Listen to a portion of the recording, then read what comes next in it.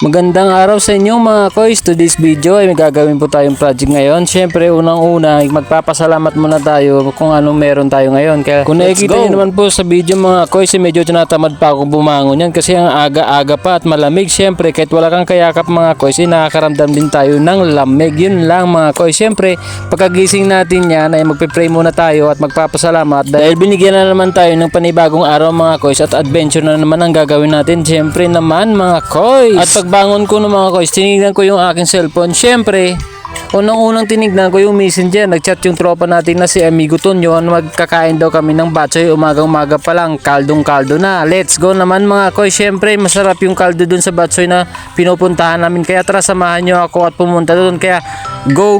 At ito na nga mga koys, sinundo na ako ng aking tropang amigo na si Amigo Tonyo. Please like, share and follow sa kanyang page, Amigo Tonyo mga koys. At ito na nga, kasama din namin yung aking kumpare at magiging kumpare pala nga si Tisoy, yung anak ni Amigo Tonyo. Nagkwento pa talaga ako ng talambuhay namin, no? Siyempre mga koys, on the way na kami niyan, papunta na dun kay Lula D. Ayun na nga mga koys, nakita nyo, nasa highway na kami.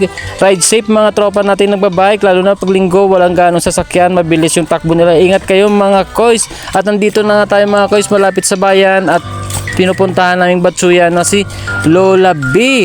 Try nyo mga koys, humagawi kayo dito sa aming bayan. Napakasarap, napakamura at swabing-swabe pa ang lasa. Kaya tara, let's G! Tingnan nyo naman sa loob mga koys, napakasimple lang pero swabe yung luto. Yung importante naman dyan mga koys, yung luto at cleanliness ng isang lugar mga koys. Kaya laging binabalik-balikan ng mga tao dito mga koys. At ayun na nga, back to the ball game na tayo. Ball game talaga, back to eating pala mga koys. Ayan, tingnan mo naman yung higop ng sabaw ni Amigo Tonyo. Talagang swabing-swabe at nagpadagdag pa kami ng sabaw mga koys kasi nga sarap na sarap kami niyan. Hindi halata mga koys na may hangover kami, di ba? Talagang mahilig lang kami sa sabaw mga koys. Tingnan mo naman, din na ako sa nais magkutsara, talagang hinigop ko na.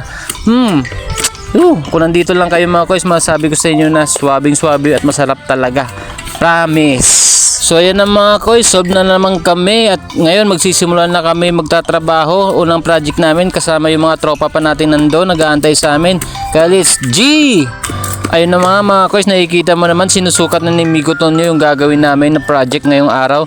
At nagpapasalamat din po kami sa nagtitiwala sa amin mga koys. So hanggang dito lang muna tayo mga koys. Ingat kayo palagi. God bless. Please like and share and follow. Bye bye! Brrrt!